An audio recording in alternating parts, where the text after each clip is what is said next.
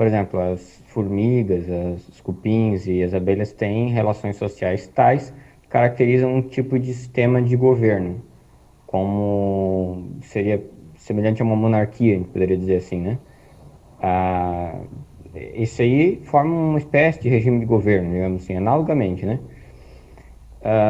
E as relações políticas, elas são justamente aquelas relações que esses animais não têm e que permite ao humano, diferente desses animais, transformarem os regimes, transformarem as condições de governo, transformarem quem está no comando, por exemplo.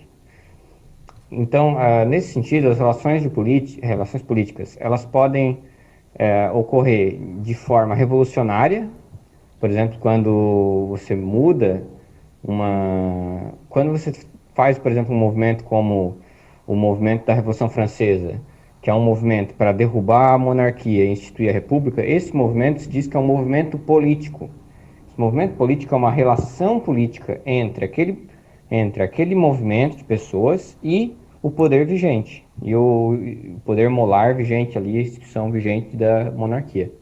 Então isso é uma relação política que ocorre entre X e Y, entre o movimento X e entre o poder vigente Y, entende?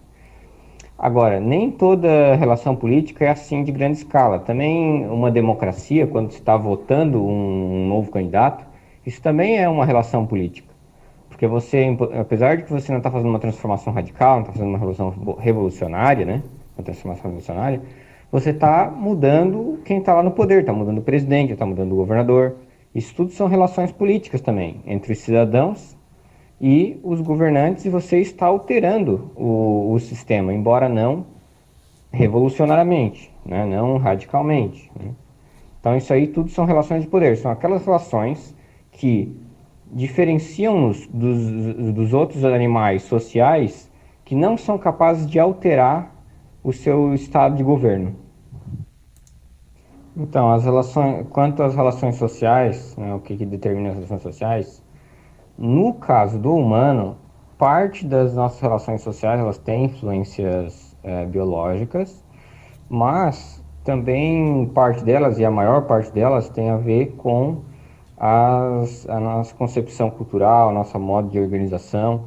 Por quê? Porque o humano, como é um animal político, além de ser social, é um animal político, ele é capaz de alterar os seus sistemas sociais, alterar as suas funções sociais. Diferente dos outros animais sociais, as formigas ou as abelhas, elas não são animais políticos. Portanto, elas não são capazes de alterar aquelas funções sociais que foram dadas a elas já pela genética, já biologicamente. E um cupim, então, portanto, ele já nasce na sociedade lá e ele cresce ali e já é estimulado para exercer tal função no cupinzeiro e não há como aquele cupim dialogar ou debater ou coisa parecida para que ele possa mudar de extrato social, de função social. Não quer mais ser transportador e quer ser um operário, por exemplo. Não tem como fazer isso, porque não é um sistema político. Não, a política é o que permite isso, é o que permite que as funções sociais sejam alteradas, entende?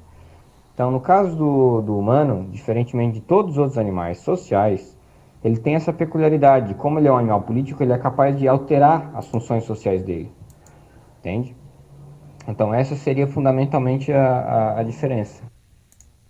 Quanto às relações religiosas, elas seriam um subtipo das relações culturais. Né? Faz parte da cultura. É claro que a cultura ela pode influenciar na política, entende? Claro que a cultura como um todo, a religião pode influenciar na política, a literatura, as artes podem influenciar na política, a ciência, tudo isso pode influenciar na política. Só que antes disso exercer algum tipo de função de política, isso antes de mais nada é cultural, é uma cultura, faz parte da criação humana. A religião não é uma coisa da natureza, ela é uma criação humana. As religiões, todas são criações humanas, né? As mitologias, os ritos, são criações humanas. E as criações são ensinadas. E, dependendo da cultura, essas relações podem influenciar na política ou não. Por exemplo, uma cultura que tem uma divisão muito clara entre Estado e religião, e o Estado é laico, e a religião não interfere, esse tipo de sociedade, sociedades nórdicas, por exemplo, acontece isso, você tem uma cisão muito clara do laicismo do Estado. Nesse tipo de caso, as religiões não formam relações políticas, ou no mínimo são bastante marginais. Elas são o quê? Relações culturais, em que os indivíduos formam entre si e ensinam para os outros, entende?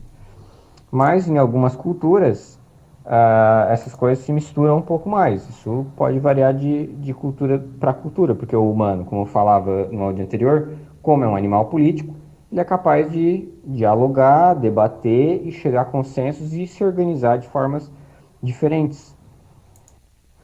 Por fim, quem determina essas relações e especificamente o que é tal relação e que propriedades que elas vão ter, são as ciências específicas que tratam sobre elas, né? As relações políticas, por exemplo, elas são determinadas pela ciência política, que é um tipo de ciência humana, né? A ciência política, que existe desde Maquiavel. Maquiavel foi o primeiro considerado o fundador da ciência política, lá do século XV, né? Italiano, Nicolau Maquiavel, que pegou influências de conceitos de Aristóteles e de um romano que agora não estou me lembrando. Acho que é Tito Livio, se não me engano. Acho que é Tito Livio.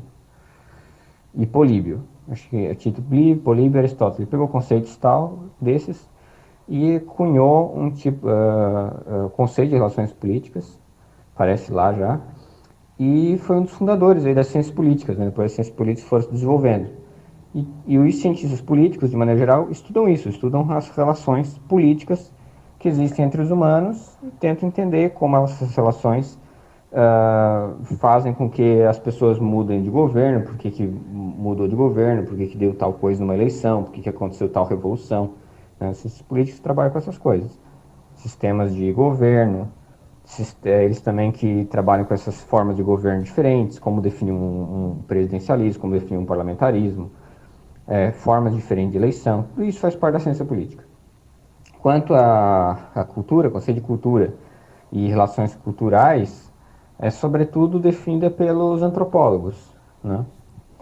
Pela antropologia, sobretudo a antropologia do começo do século XX para cá, que trabalha bastante com o conceito de cultura, define essas relações, e é um conceito bastante amplo, né? As bases desse conceito de cultura vêm dos filósofos do idealismo alemão, como Hegel, mas começaram a ser estudados cientificamente pelos antropólogos aí até hoje, né? E eles definem essas relações. Por sua vez, as relações sociais, elas são definidas. No caso das relações sociais humanas, que tem essa peculiaridade, porque o humano, além de ser social, é político, é estudada pela sociologia, mas, de um modo mais geral, ela é estudada pela etologia. Etologia é uma sub-área da biologia que estuda o comportamento dos animais. E aí tem lá certos critérios para diferenciar quais aqueles animais que são sociais e aqueles que não são. Acho que eu respondi todos, não sei. Relações de poder. Relações de poder já é um tipo de relação mais amplo, bem amplo. Relação de poder, digamos, se você fosse imaginar em conjuntos assim, todos esses daí que eu falei estão contidos dentro de relação de poder. Sabe? As relações políticas estão contidas no conjunto das sociais. Sociais está contida não, desculpa, da cultural. As culturais estão contidas no das sociais e o das sociais estão contidas no do poder. As relações do poder são muito amplas e não dá para determinar uma área só que trata das relações de poder. Ela é muito tratada por historiadores, por sociólogos, por cientistas políticos, por antropólogos, né? Por filósofos também. Ela se originou do Foucault, né? Fundamentalmente, para você determinar o que é uma relação de poder ou não, você tem que se remeter a Foucault, a tradição Foucaultiana. Mas não dá para dizer uma área determinada. Assim. Quem definiu o animal político, diga-se de passagem, também foi Aristóteles. Lá no livro da Política de Aristóteles, livro 2 da Política, o Aristóteles define o humano de duas formas. Primeiro,